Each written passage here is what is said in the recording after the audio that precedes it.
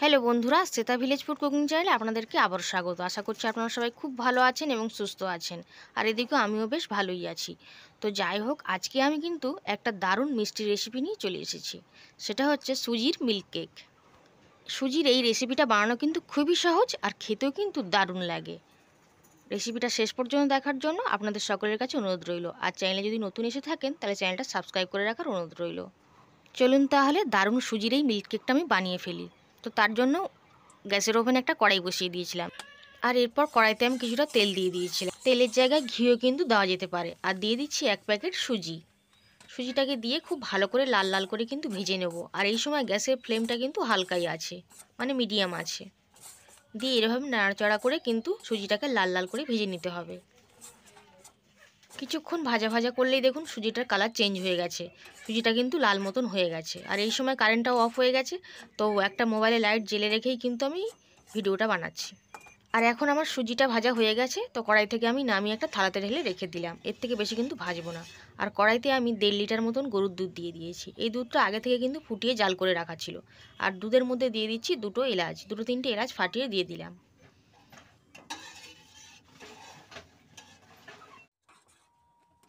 কিছুক্ষণ পর দেখুন দুধটা অনেকটাই কমে গেছে। এইভাবে কিন্তু জাল দিয়ে দুধটাকে ঘন করে নিতে হবে।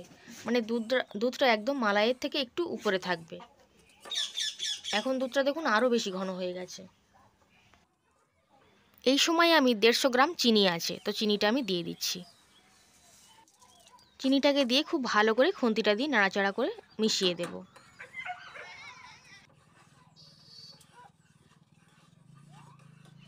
এখন আমি গ্যাসের ফ্লেমটা একদমই কমিয়ে দিয়েছি। আর ঠিক তখনই কিন্তু আগে থেকে ভেজে রাখা সুজিটা দিয়ে দিচ্ছি। গ্যাসের ফ্লেমটা এই সময় বাড়িয়ে রাখলে কিন্তু হবে না, সুজিটাকে তাহলে কিন্তু দলা পাকিয়ে যেতে পারে। আর এইভাবে আস্তে আস্তে করে মিশিয়ে দিতে হবে।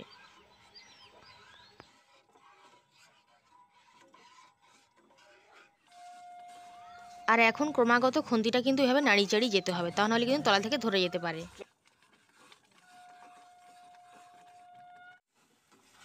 কিছুক্ষণের মধ্যেই দেখুন সুজি এবং দুধটা কতটা শুকনো শুকনো হয়ে এসেছে। আর এই সময় গ্যাসের ফ্লেমটা কিন্তু লোতেই আছে।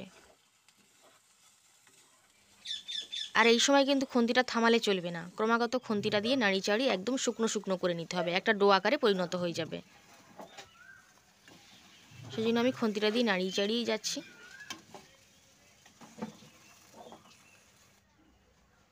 আমি কিন্তু অনেকটাই শুকনো শুকনো করে নিচ্ছি, একটা ডো আকারে কিন্তু হয়ে গেছে, কড়াই থেকে ছেড়েও আসছে। তো এই সময় আমি কড়াইটা নামিয়ে নিয়েছি আর একটা থালা এরকমভাবে নিয়ে নিয়েছি। থালাতে কিন্তু আগে থেকে একটু তেল ব্রাশ করে নিয়েছিলাম। কড়াই থেকে সব সুজিটুকু আমি নামিয়ে নিয়েছি। নিয়ে খুব ভালো করে কিন্তু এই গরম অবস্থাতেই খুন্তিটা দিয়ে সেট করে দেব। আর এটা তাড়াতাড়ি করতে হবে, ঠান্ডা হয়ে গেলে কিন্তু করতে পারা যাবে না। আমি একটু সময় নিয়ে এটা তাড়াতাড়ি সেট করে দিয়েছি। এখন উপর দিকটা একটু সমান করে দিচ্ছি খুন্তিটা দিয়ে।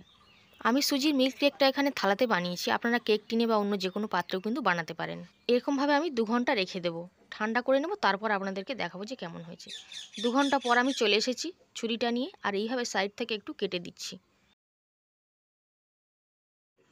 চারদিক থেকেও এরকমভাবে সমান করে কিন্তু কেটে দেব।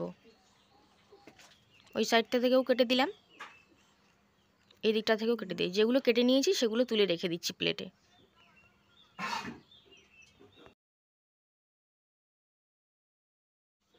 এই সুজির মিল্ক কেকটা বানানো কিন্তু খুবই সহজ, খুবই অল্প সময়ের মধ্যে বানানো হয়ে যায় অল্প উপকরণ দিয়ে। আর খেতে কিন্তু বন্ধুরা ভীষণ সুন্দর হয়। আর একবার বানিয়ে অনেক দিন রেখে সংরক্ষণ করে রেখেও কিন্তু খাওয়া যায়। তো আমি এরকম চারকোনা শেপ দিয়ে নিয়েছিলাম, তারপরে মাঝ বরাবর কেটে দিয়েছি। আমি এরকম শেপেই কাটছি, আপনারা আপনাদের পছন্দ মতন যেমন শেপ পছন্দ হবে তেমনভাবেই কিন্তু কেটে নিতে পারবেন।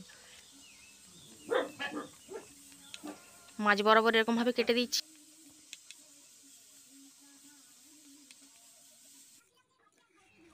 এবার একটা পিস আমি এরকমভাবে তুলে নিচ্ছি হাত দিয়ে। কতটা সুন্দর হয়েছে দেখুন, কত সুন্দরভাবে সেট হয়ে গেছে। এগুলো খেতে কিন্তু ভীষণ ভালো লাগে বন্ধুরা। আপনারা একবার হলেও বাড়িতে বানিয়ে খেয়ে দেখবেন, আশা করি আপনাদেরও কিন্তু বেশ ভালো লাগবে।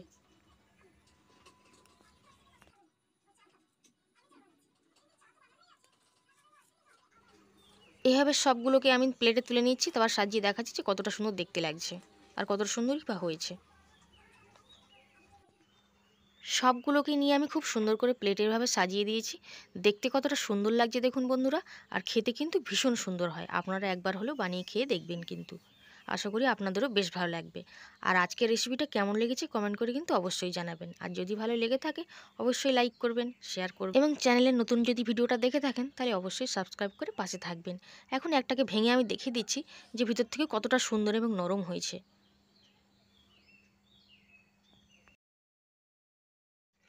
দেখুন বন্ধুরা কতটা সুন্দর হয়েছে।